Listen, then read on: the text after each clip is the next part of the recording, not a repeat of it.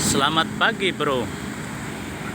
Inilah suasana di pagi hari, tepat pada pukul 7 pagi di bundaran Kayu Tangi, Kota Seribu Sungai, Banjarmasin. Masyarakat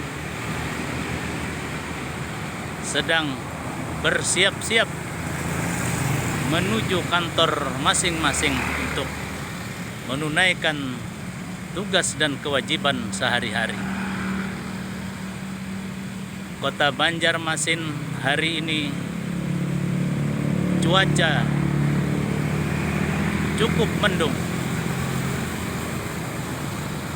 dan udara dingin sehingga terasa segar di pagi yang indah ini.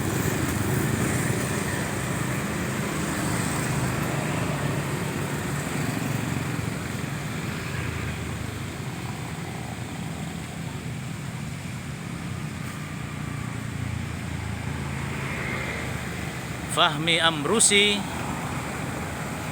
Rumah Banjar, melaporkan dari Bundaran Kayu Tangi, Kota Banjarmasin.